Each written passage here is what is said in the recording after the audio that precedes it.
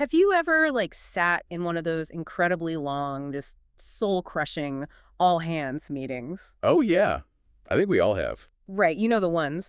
Leadership gets up on stage, they dim the lights, and they unveil the massive new strategy for the year. Complete with the glowing PowerPoint slide behind them. Exactly. And on that slide, it's just a dense fog of buzzwords. You've got synergy, paradigm shift, customer-centric innovation. And it always wraps up with this massive, terrifying sales target for the quarter. Yes. You look around the room and everyone is nodding along, like pretending it makes perfect sense. But you're sitting there looking at your notebook thinking, wait, how are we actually supposed to do any of this? It is a universally painful experience. And that feeling of emptiness is the exact target of our deep dive today. Because it looks incredibly impressive on a slide. Yeah.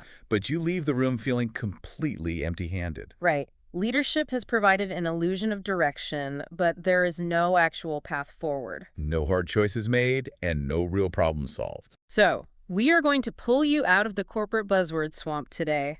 We've been poring over the source material from Richard Rumelt's classic framework, Good Strategy, Bad Strategy. It's a fantastic foundation. It really is. The mission today is to figure out what actual winning strategy looks like. And to do that, we have to travel far away from modern boardrooms. We have to go back to October 21st, 1805. A Battle of Trafalgar. A masterpiece of strategic design, really. And it's the perfect lens for understanding what we are missing today. So picture this scene. You've got the British fleet commanded by Admiral Lord Nelson off the coast of Spain. And they are facing a combined French and Spanish fleet. Right. And the British are heavily outnumbered. We are talking 27 British ships going up against 33 enemy ships. Now, the conventional naval tactics of the era dictated a very specific, very polite way of fighting. Yeah, Nelson was supposed to form a line of ships parallel to the enemy line. Then, the two sides would just trade cannon fire, a broadside exchange. It was essentially a brutal math equation, just a battle of attrition, where the side with the most ships inevitably grinds the other side down to sawdust. And under those conventional rules, Nelson loses. The math was entirely against him. So to win, he had to completely abandon the accepted wisdom of his industry. Which he did in spectacular fashion. He really did. Instead of lining up parallel, Nelson splits his British fleet into two columns. Right, and he drives them perpendicularly straight into the side of the Franco-Spanish line. He literally cuts their formation in half, isolating the rear of the enemy fleet. And the result of this maneuver. The British lost absolutely 0 ships.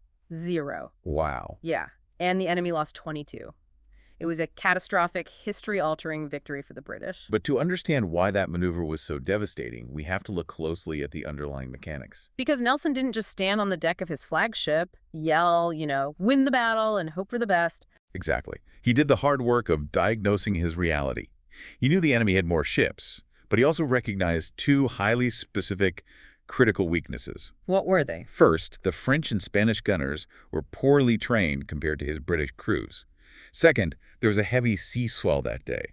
The ships were rolling heavily in the water. The choppy water is the key variable there. It is the defining variable. Nelson realized that less trained gunners were going to struggle massively to time their cannon fire with the roll of the ocean. So they would end up shooting into the water or firing harmlessly into the sky. Precisely. And from that specific diagnosis, Nelson developed a guiding policy. Bypass the enemy's numerical advantage by concentrating British fire on isolated pockets of their fleet. And finally, he executed coherent action to make it happen. He physically divided his fleet and struck at a right angle. Absorbing some hits on the approach, sure, but ultimately unleashing chaos on a confused, separated enemy. That is the essence of strategy. Identifying the critical factors in a situation, finding the hidden leverage, and designing a specific action to exploit it. Beautifully said. Okay, let's unpack this. Because to really apply Nelson's brilliance to our modern challenges, we actually have to start by looking at what not to do. We have to look at the trap that almost every organization falls into. Right, whether you're navigating a corporate crisis, running a nonprofit, or just managing your personal life. According to the source material, bad strategy isn't just a mistake. No, it's not a slight miscalculation. It is an active, deliberate avoidance of hard work. That distinction changes everything, doesn't it? It really does. Crafting real strategy requires making agonizing choices. You have to analyze complex, sometimes ugly data. You might have to alienate certain stakeholders, too. Yes, and face uncomfortable truths about your own weaknesses. Bad strategy acts as a psychological escape hatch for leaders who refuse to do that heavy lifting. And the text identifies 4 specific hallmarks of this bad strategy phenomenon, right? Yes, and they build on each other in dangerous ways. Let's pull back the curtain on these hallmarks. Why do so many smart leaders default to this? Well, it often starts with the first hallmark, which Rumelt calls fluff. Fluff. I love that term. It's essentially gibberish, masquerading as deep analytical thought. It relies on trendy buzzwords to create the illusion of high-level direction. All while masking a total lack of substance underneath? Exactly. The text gives a fantastic example of an Arthur Andersen presentation. It was titled, Strategies of the Movers and Shakers. Sounds impressive. Right. The document was overflowing with impressive-sounding terminology about global paradigms and synergistic excellence. But when you stripped away the jargon, It contained absolutely zero strategic content. It didn't identify a single problem or propose a single actionable solution. it's the ultimate shield. If you use enough big words, nobody wants to raise their hand in the meeting and admit they don't know what you're talking about. It silences the room without solving the problem. And that reliance on fluff usually stems from the second hallmark. Which is the failure to face the challenge. Right. If a leader refuses to clearly define the real problem, it becomes impossible to evaluate whether a strategy will actually fix it. We see a tragic example of this with International Harvester back in 1979. That is a perfect example. Leadership spent months creating a massive strategic plan that projected incredible financial growth, But they completely ignored the elephant in the room. which was their internal operations. Specifically, their grossly inefficient work organization and their completely toxic labor relations. They had decades of union conflicts dragging down their factories. But facing that challenge meant initiating a brutal, grueling conflict with powerful labor unions, and the leadership just didn't want to endure that pain. They wanted to look at a chart showing revenue going up. Because they willfully ignored their actual challenge, their so-called growth plan triggered a massive 6-month strike The company ended up losing over $3 billion. and terminating 85,000 workers. It is a staggering consequence. 85,000 people lost their livelihoods because the leadership team preferred a comfortable fantasy over an uncomfortable reality. That is a heavy, sobering thought. It demonstrates the real-world cost of avoiding the hard work of diagnosis, which directly feeds into the third hallmark, mistaking goals for strategy. This happens when leaders mistake what they want to achieve for how they will actually achieve it. The source mentions a CEO named Chad Logan. He gathered his team and forcefully demanded a 20% revenue growth target. He pounded the table, he rallied the troops. But he provided absolutely no underlying method, no new product, and no operational shift to make that 20% a reality. Okay, wait, I have to push back on this Chad Logan example. Go for it. Isn't setting a bold 20% growth target just being a good, ambitious leader? I mean, it's like telling your GPS you want to go to the beach. You have to input a destination, right? It's a great analogy, but let's reframe how that GPS actually works using the psychology profiles from the text. Okay, I'm with you. By just picking a destination and stopping there, you embody what the text calls the goal-setter archetype. The goal setter. Right. This archetype subconsciously substitutes magical thinking for a concrete method. Yes, the beach is your destination.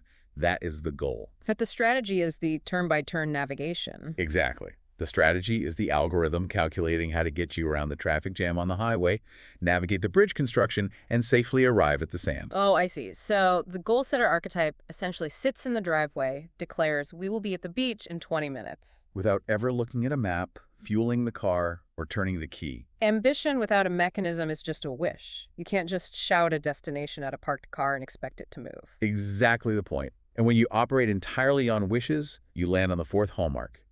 Bad strategic objectives. These are goals that are either painfully vague, utterly unrealistic, or entirely disconnected from the root problems. The Los Angeles Unified School District is cited as a prime example here. Yeah, they drafted this comprehensive approach to turn around underperforming schools. But their official objectives were totally disconnected from the daily reality of the classrooms. Right, they set targets for graduation rates without addressing the fundamental deficits in reading comprehension, or the severe lack of resources for teachers. It highlights those psychological traps the text warns us about, the pathways to failure. One of the most insidious ones mentioned is the New Thought philosophy. It's this highly motivational belief that simply thinking positively manifests success. The text refers to this as the optimist archetype. You sit in a boardroom believing that visualizing a successful quarter is an adequate substitute for an operational plan. Then you have the other trap, the template-style strategy. Yes, this is the leader who mindlessly downloads a vision and mission worksheet from the internet, fills in the blanks with industry buzzwords, and genuinely believes they have done strategy. That template approach produces a polished document that looks highly professional in a binder, but provides zero operational direction. Especially when a crisis hits or a competitor undercuts your pricing. So, if relying on positive thinking, filling out internet templates, and just pounding the table for 20% growth are all traps, Which they are. what is the actual mechanism of a winning strategy? How do we build the real thing? We have to construct what Rumelt calls the kernel of good strategy. It is conceptually simple, but notoriously difficult to execute. The kernel strips away all the fluff, and it relies on three foundational elements. First is the diagnosis. Think of this like a medical professional. A patient doesn't just walk in and say, "Make me healthy." Right, the doctor runs tests to identify the specific infection. Exactly. A strategic diagnosis simplifies the overwhelming complexity of reality down to a judgment about the one or two critical obstacles that matter most. And the second element. Second is the guiding policy. Returning to the medical analogy, this is the prescribed antibiotic. It is the overall approach chosen to overcome the obstacle identified in the diagnosis. Crucially, a guiding policy rules out a vast array of possible actions. It creates guardrails. Yes. And third, we have coherent action. These are the daily regimens. Taking the pill twice a day with food. In business, these are the interdependent, actionable steps and resource allocations that bring the guiding policy to life. Here's where it gets really interesting. Yeah. Because the best way to see this kernel in action is to look at a historical business case almost everyone knows. The Apple turnaround in 1997. Absolutely. When Steve Jobs returned to Apple as interim CEO, the company was essentially on life support. They were like 2 months away from complete bankruptcy. But Jobs didn't stand on a stage and deliver a fluffy vision statement about revolutionizing the digital paradigm. He didn't have the luxury of fluff. The runway was too short. Right, so he deployed the kernel. His diagnosis wasn't just, we need more sales. His diagnosis was that Apple suffered from a profound lack of focus. They were bleeding cash, trying to be everything to everyone, manufacturing a dizzying array of confusing products. So based on that diagnosis, his guiding policy was brutal. Shrink the company down to a viable, profitable core. And his coherent actions. He took a hatchet to their product line. He literally cut 15 different desktop models down to just one. He killed off all their printers and peripherals. He completely shifted their manufacturing operations over to Taiwan to cut costs. It was terrifying, basic business logic. But it shocked the industry because almost no one has the stomach to execute something with that level of extreme focus. And the reason that turnaround worked is deeply rooted in the power of choice. Jobs was actively fighting organizational entropy. Entropy. That's a vital concept Rumelt touches on. It's the natural tendency of any system to drift toward bloat, chaos, and disorder. Right. Over time, companies naturally accumulate too many products, too many departments, and too many conflicting goals. Jobs defeated entropy by making the agonizing choice of what not to do. The text contrasts this brilliantly with the avoider archetype. Yes, the avoider is a leader paralyzed by the fear of internal conflict. They can't bring themselves to say no to the marketing department or the engineering team. So they produce meaningless consensus statements to keep everyone happy. Look at the Digital Equipment Corporation in 1992. The leadership refused to choose between conflicting technological demands. They produced a totally muddled, compromised strategy to appease everyone and ended up being acquired by Compaq a few years later. Jobs, conversely, was willing to anger a lot of people to save the core of the company. So once you have that kernel in place, you've diagnosed your problem, you've set your guiding policy, and you've outlined coherent actions. How do you multiply its impact? You multiply your power by designing an integrated system. Strategy is a complex design problem, not just a series of isolated decisions. You are trying to build what the text calls a chain link system. In a chain link system, every single activity, department, and resource allocation is mutually reinforcing. It reminds me of the Walmart versus Kmart case study from the source material. It is a perfect illustration of this. I think of it like a massive combination lock. Right. Sam Walton didn't just decide to build a big discount store. He designed an entire regional network. He built 150 retail outlets that were entirely served by a single, highly efficient central distribution hub. To understand why Kmart's approach failed so completely, we have to look at the mechanics of Walmart's system. Walmart designed a logistics network where cash registers transmitted sales data directly to the suppliers in real time. They used cross-docking, moving products directly from inbound trucks to outbound trucks without storing them. Their store locations were mathematically chosen to optimize the driving distance for their truck fleet. Every single link in that chain reinforced the others, driving costs down to a level nobody else could touch. And Kmart looked at Walmart's success and tried to copy just one number on that combination lock. They saw the massive airplane hangar-sized stores and thought, we just need bigger stores. So they copied the floor plan, but they kept their old, outdated, decentralized logistics network. They didn't integrate their data, and they didn't build the distribution hubs. Because Kmart didn't copy the whole interconnected system, their costs remained high. Their inventory was a mess, and they eventually filed for bankruptcy in 2002. What's fascinating here is how these integrated systems interact with other hidden sources of strategic power, specifically leverage and focus. Take the technology company NVIDIA, for example. Years ago, massive competitors were spreading their R&D budgets thin, desperately trying to build general-purpose chips. But NVIDIA utilized hyperfocus. They concentrated entirely on graphics processing units, or GPUs. By applying all of their engineering resources to a very narrow, highly complex front, that focus allowed them to develop proprietary capabilities that their diffuse, distracted competitors simply could not match. The text also emphasizes another massive source of power, the use of proximate objectives. This is a brilliant tool for leaders. A proximate objective is a goal that is close at hand and practically achievable, but once completed, it fundamentally alters your strategic position for the better. President John F. Kennedy provides the historical masterclass here, right? When he set the target of landing a man on the moon by the end of the 1960s. It sounded like science fiction to the public, but scientifically and operationally, it was a proximate objective. The math was understood, the physics were known. It wasn't an impossible dream, it was an immensely difficult engineering problem. That clarity provided intense, unwavering focus for the Apollo program. Exactly. Let me ask a question that I think a lot of leaders grapple with. If we are focusing so narrowly on proximate objectives and violently cutting away excess, what about growth? Growth. I hear leaders say constantly, our core strategy this year is growth. That phrase is one of the most dangerous traps identified in the entire framework. Really? The rule laid out in the text is absolute. Growth is the outcome of a good strategy. It is never a strategy itself. Pursuing growth for its own sake without a unique mechanism to achieve it is a recipe for disaster. The book points directly to Lehman Brothers. Yeah. In 2006, their CEO looked at the market and simply wanted higher returns. He wanted to grow. So he mandated a much higher appetite for risk across the firm, driving them deep into subprime mortgages. But he did this without putting any new risk mitigation strategies in place. It was financial engineering disguised as strategy. Growth for the sake of growth.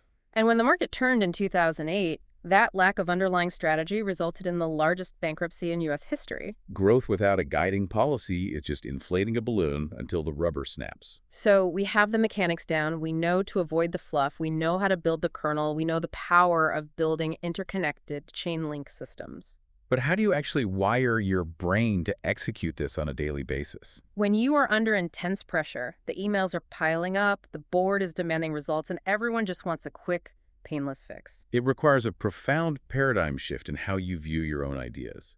You have to start treating strategy as a strict science. The text states a brilliant principle here. New strategy is a hypothesis, and its implementation is an experiment. Viewing strategy as an experiment takes all the ego out of the boardroom. It stops being about who is the smartest person in the room. It requires deep intellectual humility. A strategy is essentially just your most educated prediction of how the world works. When you implement your coherent actions, you're simply testing that prediction against the harsh reality of the market. If reality pushes back and proves your hypothesis wrong, a strategist doesn't dig in their heels, throw a tantrum, and double down on a failing plan. You adjust the hypothesis. You must rely on critical thinking to constantly interrogate your own assumptions. Look at General Norman Schwarzkopf in the 1991 Gulf War. This perfectly highlights that scientific, analytical approach. Schwarzkopf was facing a massive, deeply entrenched Iraqi army occupying Kuwait. The obvious choice, the brute force approach, would have been a direct frontal assault, but that would have been a bloodbath. Instead, he formulates a hypothesis about the enemy's vulnerability. He organizes this massive logistical miracle. He secretly shifted 250,000 U.S. soldiers way out west into the barren desert, completely masking their movement. If we connect this to the bigger picture, Schwarzkopf was treating military doctrine as a hypothesis to be tested, not a rigid script to be blindly followed. Yes. After shifting that 250,000 troops invisibly, he wheels them east to strike the elite Republican Guard completely on their exposed flank. All while using diversionary attacks in the south to keep the enemy distracted. The wild thing is, this flanking maneuver was standard U.S. Army doctrine. It was in the textbooks. But it was entirely unexpected because it concentrated overwhelming force exactly where the enemy was structurally weakest. He tested the hypothesis of enemy vulnerability through leverage, rather than just throwing human lives at a fortified wall. He maintained his composure, looked at the board with total clarity, diagnosed the reality of the terrain, and applied power precisely where it would shatter the system. That is thinking like a strategist. So what does this all mean? If we boil all of this down for you, the listener, the core message of this deep dive is this: strategy is not what you want to achieve. It is not your dreams, your vision boards, or your quarterly sales targets. Strategy is the concrete, often difficult mechanism of how you will actually achieve it. And if there is one incredibly reassuring and honestly somewhat funny conclusion to draw from Rumelt's work, it's about the state of the world today. The modern business landscape is so incredibly saturated with bad strategy. With the fluff, the downloaded templates, the conflict avoiders, and the magical thinkers. That simply taking the time to build an actual strategy gives you an instant, massive competitive advantage. Because you look around the room and almost nobody else is actually doing the hard work. They're all just staring at a slide full of buzzwords, hoping the problem solves itself. Merely having a coherent, diagnosed plan puts you leaps and bounds ahead of the pack. It really does. I want to leave you with a final thought to mull over. Earlier, we touched on the concept of organizational entropy. The natural tendency of any system to become disordered, chaotic, and bloated over time. Alongside that is inertia, an object's stubborn resistance to change. These forces apply to your organizations and to your personal lives just as strictly as they apply to physics. They are universal constants. So I want you to look closely at the ambitious goals and the strategic plans in your own life or in your company right now. Without constant daily attention and without the courage to continuously make hard, unpopular choices about what not to do. Are those plans actually giving you leverage? Or are they just slowly succumbing to inertia and entropy, all disguised as positive thinking? A difficult, uncomfortable question, but it is the exact right one to ask if you want to win. Thank you so much for joining us on this deep dive. Hopefully the next time you're in one of those all-hands meetings and the buzzwords start flying across the screen, you'll know exactly what you're looking at. Get out there, face the challenge, and start finding the leverage in your own life. We'll catch you next time.